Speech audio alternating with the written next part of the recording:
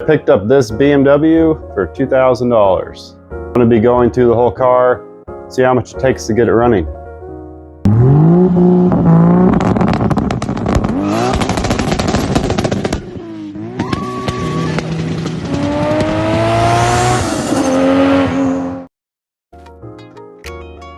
(2013) BMW 528i xdrive, which means it's all-wheel drive vehicle. It's got the notorious N20 timing chain guide failure. This one did not fail all the way yet, but there was a bunch of slack in the chain. So I'm gonna go ahead and replace everything, get it done. It's gonna be a daily driver for my wife. Right now she's driving our truck, which gets about, on a good day, 15 miles per gallon. And she has to drive a lot. So this car is supposed to get 35 on the highway.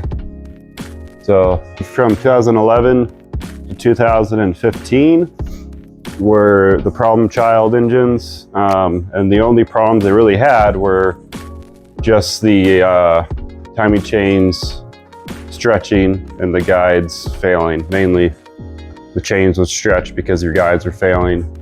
And so if you don't catch it in time, you could bend all your valves. So it's a big thing you want to watch out for. This vehicle's worth about 12 to 14 grand if you buy it at a dealership. Private sale, looking at around 9, depending on the condition of it. So buying it for 2 grand. So far I have about 700 bucks in parts. So yeah, it's a pretty good deal. First things first, car overall is actually in good shape. It does have a few little hail dents. Nothing horrible. That one's probably honestly the worst one it's got right there. These are just M series wheels. I need to take them off though because they're staggered. It's all-wheel drive vehicle, cannot have those. In order to get to the timing chains, oil pan has to come off. And then suspension has to come out to get the oil pan off, along with differential, all that. Ordered a bunch of parts for it. Mainly just, maintenance parts, new brakes, new front rotors, new oil cooler, stuff like that. But overall though, pretty good shape. Interior is nice. Nice black interior. So yeah, we're gonna go through it and see if we can get these timing chains all wrapped up and done. Get this thing on the road again. What the fuck? Where the fuck did my screwdrivers go? Oh, right in front of me. So since BMW decided not to put a drain port on this, you have to pull off this lower hose to drain the coolant out. So, good job on that part. But in order to get to it, take off the intercooler pipe here. I should just fucking pull off, but being a little cocksucker. What the fuck? Hold on, I can't see shit. This fucker will come out. Why? Coolant's gonna go everywhere. There's no way to fucking stop it from dumping everywhere. Why would you not put a drain on the radiator? Makes no sense. Just put a simple fucking drain down there. That's all you have to do.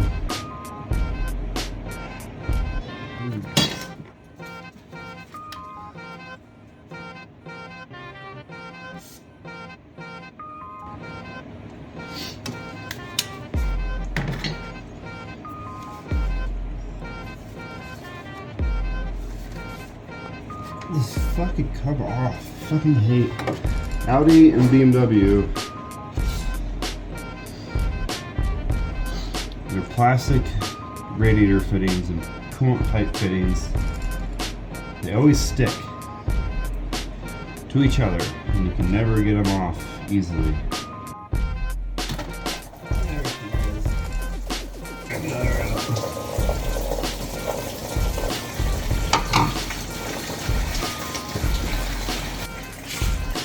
So I decided just to pull that fitting off, bottom of the water pump, versus you can't even access the one down there. Where is it at? This guy.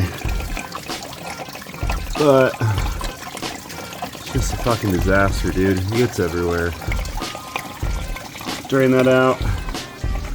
And then next step, I gotta pull the valve cover off, figure out what's going on. Timing chain, probably a broken guide, but we'll see. So I got everything free from the valve cover. It's a real fucking pain in the ass, honestly. There's so many little shit, but go ahead and pull off the valve cover now, and then we'll see what's going on.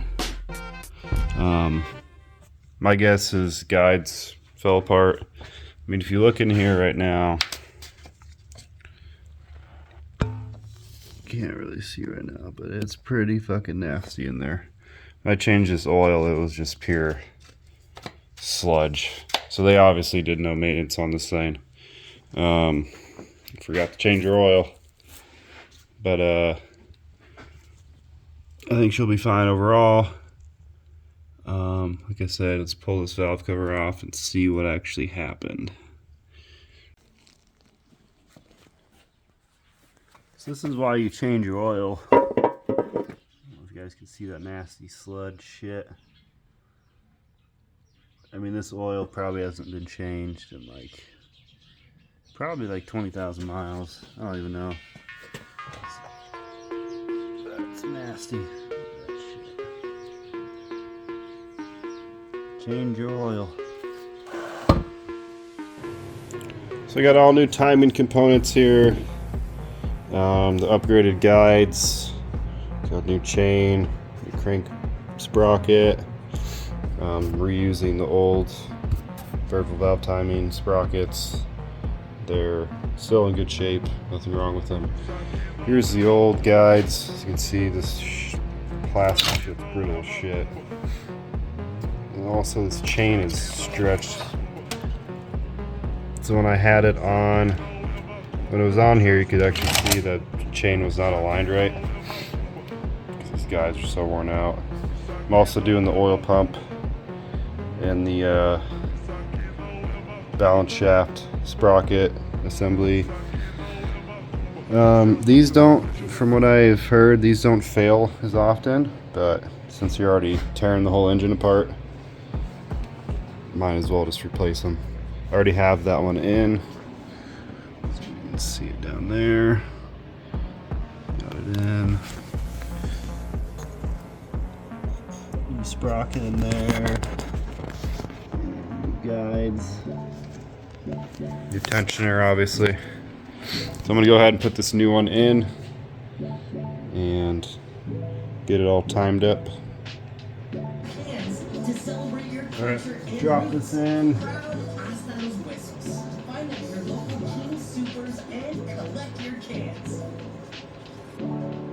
Slips, it's supposed to. I can see the bottom sprocket moving also. So that's fine. Alright, so those are in. Just cleaning up all these. This reluctor wheel.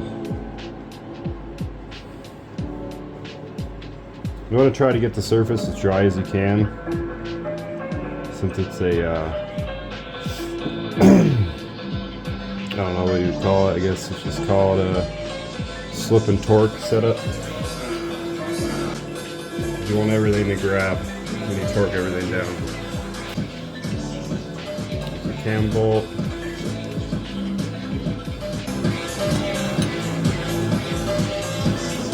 You don't want to. You just want to hand tighten these at first, because everything has to be aligned. As far as the cam gears, it doesn't matter where these end up. It's the reluctor wheel. Has to be aligned right for your cam position sensors. If they're not, it's not going to want to run. Like I was saying before too, this oil in this engine was so old, so it's like super sludgy and greasy. I'm going to be running seafoam through it just to get it all cleaned out, and then change the oil again. And it should be solid, but everything looks good. It's super dirty, really dirty. Alright, like that, put the guide bolts in. And also, if you're going to be doing this, make sure you have some long Torx bits. Obviously, it's a socket drive, 3/8 or 1/2 inch, bigger one. But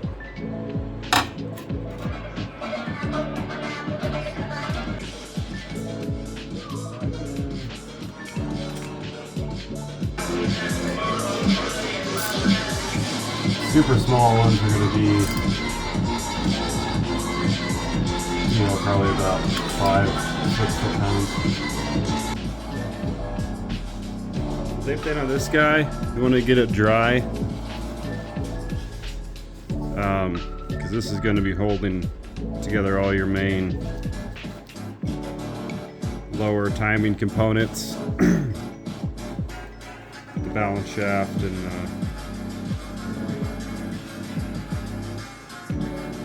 crank sprocket, new crank bolt. Okay, on to line the electro wheels.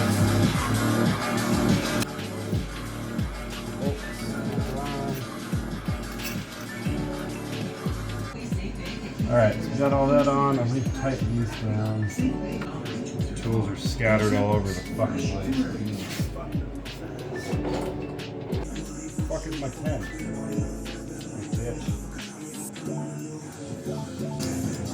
Alright, found my pen. Alright, so next thing I want to do before I tighten anything, so I have all the guide bolts in, they're all tight. I have the bottom, well, let me put the holder on. No, I can't put the holder on yet. Hold on. So I want to put the tensioner in. The reason I want to put the tensioner in now is because all this needs to be exactly where it needs, you know, where it's lined up and the correct tension on it. So if I were to just tighten this down now, there's slack in the chain, you know, so this is going to be off. So tighten it up, and then you don't need to use that tensioner simulator. Alright, so we got that on. Now, so I still got to tighten the oil pump gear. Torque it down to the correct spec. Should be good there. We'll go ahead and tighten down the bottom shit. Alright, so the cam, now that I torqued the bottom oil pump sprocket bolt, that goes to 70 foot-pounds.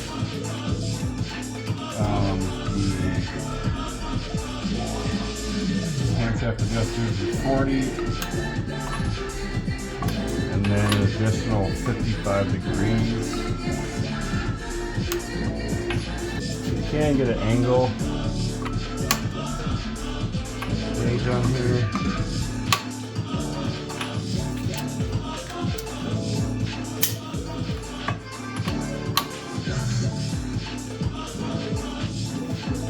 So 90 degrees would be here, 45 would be halfway, so I'm just going to be going about here.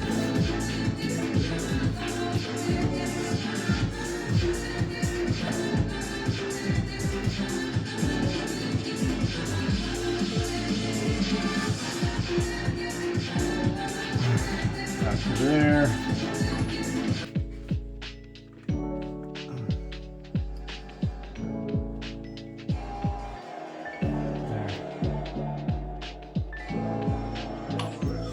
solid there. Honestly, probably ends up around, I don't know, 90 foot-pounds, 100 foot-pounds. I'm gonna mark a reference point for when I check the timing.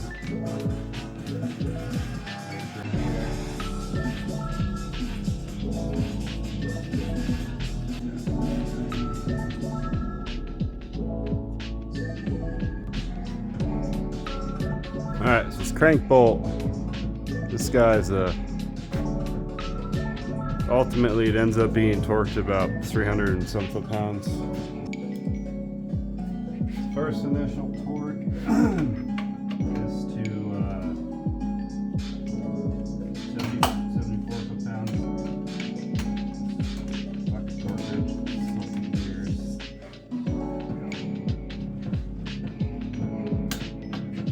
74. Basically, once you do 74 foot-pounds, you do 270 degrees. So that's 90 degrees 3 times, or 45 degrees 6 times. So right there, I'm right at 90 degrees, or I'm right vertical with the engine. So 45 would be already here. So I'm gonna do, because I cannot get 3 90 degrees turns, because I'll end up, hitting. No, honestly, I probably can. Fuck it, let's do it. Pipe on this motherfucker here.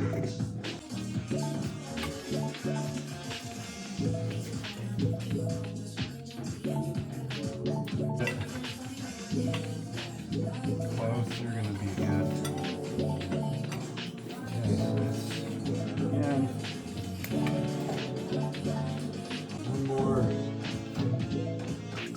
One more of those. Get another.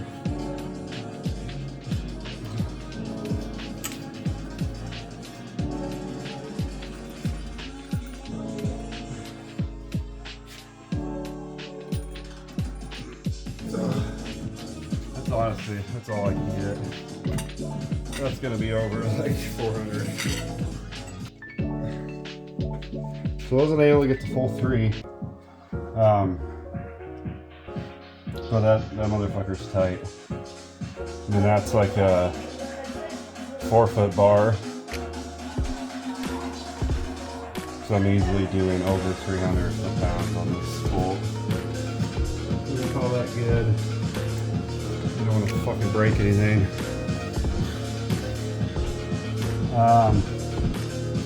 Next thing is remove. I gotta remove all the alignment pins. Move this guy. And then this, you should just be able to pull it over.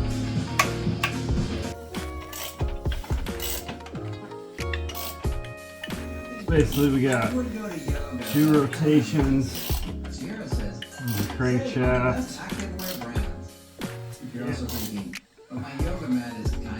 One rotation of the assembly. So yeah, so look dead on right there. The marks are lining up.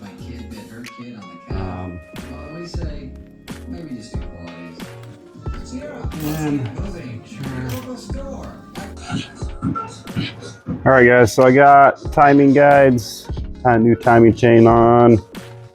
Everything's torqued. So everything looks good now. Like I said before, the engine was pretty sludgy. It's dirty oil. Waiting for some parts before I can put the rest of the shit back together. But I wanted to get, the core problem fixed, which it should be now. Should be good now. For the xdrive, all-wheel drive, you have to pull the diff, the front differential, in order to get the oil pan off. So since I pulled CV axles out, I want to replace the seals. I'm waiting for those. But I'm going to put the rest of the stuff back together while I wait for that, I got a bunch of other stuff to do. It's got new tires in, 245, 45/17s. So they're about 10 inches wide. A little shorter than the factory tire, but that's fine. Yeah, you gotta tear apart the whole front suspension, everything, just to get to the oil pan. It's kind of a pain in the ass, but, well, actually, it's really a pain in the ass to get the oil pan off. If you're just a rear-wheel drive vehicle, it's way easier, so you can literally just drop the pan, jack up the engine, drop the pan. In this case, you cannot. I'm gonna replace the oil cooler housing gasket. I also got a new oil cooler, just because these like to leak every now and then. I ordered new engine mounts, so I'm waiting for those. Should be here the next few days. A few other parts, but I'm gonna put the valve cover gasket back on now. And then, excuse the mess over here. My light took a shit also. So I got the new valve cover gasket on, put the valve cover on. I'm also gonna be, I was actually pretty surprised. These intake ports are pretty clean. There is some carbon buildup though on the valves. So that's why I took the intake manifold off. I just wanted to check it. I was surprised to see how clean the ports were. But like I said, the valves do have some gunk on them, some carbon buildup. So I'm gonna get those off, get that off of the valves. Everything else looks good. So put the gasket on and we'll go from there. All right, so I'm gonna go ahead and put the valve cover back on. It helps get the valve cover on, so otherwise they hang up. You can leave a few on. There's a few in the back here or in the front, the right side that kind of are hard to get out. But the other ones come off pretty easily.